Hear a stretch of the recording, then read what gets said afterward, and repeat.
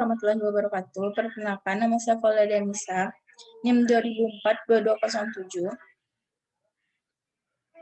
dari Fakultas Ilmu Administrasi Negara. Saya akan menjelaskan tentang konsep ekonomi. Ekonomi sebagai ilmu. Menurut Adam Smith, ilmu ekonomi adalah ilmu sistematis yang mempelajari tingkah laku manusia dalam usahanya untuk mengalokasikan sumber daya yang terbatas untuk mencapai tujuan tertentu. Yang kedua, menurut Abraham Maslow, ilmu ekonomi adalah salah satu bidang pengkajian di mana ilmu ini mencoba untuk menyelesaikan masalah atas keperluan manusia melalui berbagai sumber ekonomi yang sudah ada berdasarkan kepada teori dan prinsip tertentu dalam suatu sistem ekonomi yang sudah dianggap efektif dan efisien.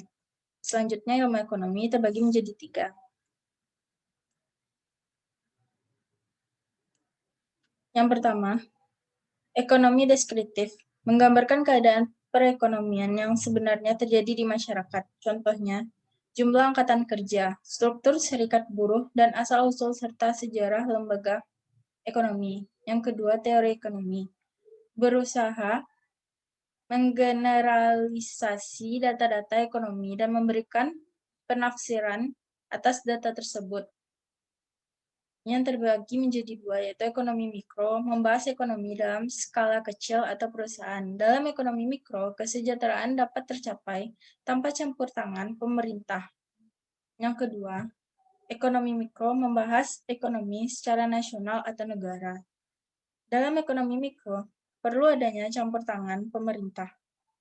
Yang ketiga, ekonomi terapan merupakan cabang ilmu ekonomi berdasarkan bukti empiris.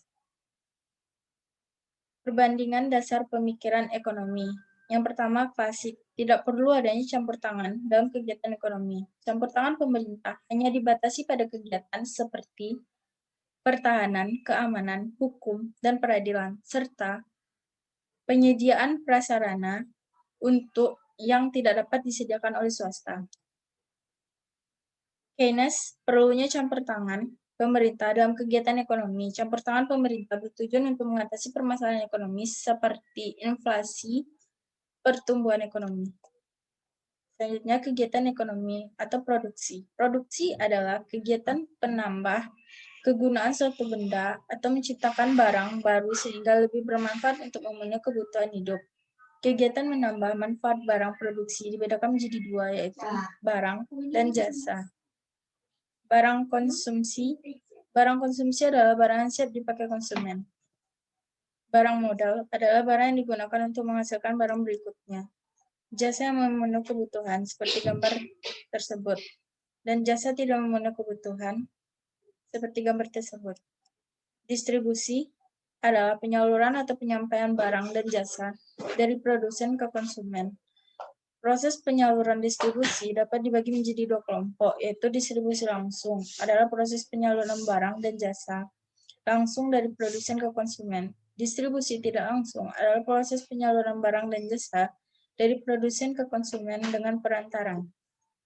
Konsumsi adalah suatu kegiatan yang bertujuan mengurangi dan menghabiskan daya guna suatu benda, baik berupa barang maupun jasa, untuk memenuhi kebutuhan dan kepuasan secara langsung. Konsumsi dapat dibagi menjadi 2 kelompok, yaitu yang pertama, konsumsi langsung adalah mengkonsumsi barang dan jasa untuk memenuhi kebutuhannya. Yang kedua, konsumsi tidak langsung adalah pemakaian barang dan jasa yang tidak secara langsung memenuhi kebutuhan penggunanya. Baiklah, sekian presentasi saya. Assalamualaikum warahmatullahi wabarakatuh. Không biết ở đây. Không biết ở đây.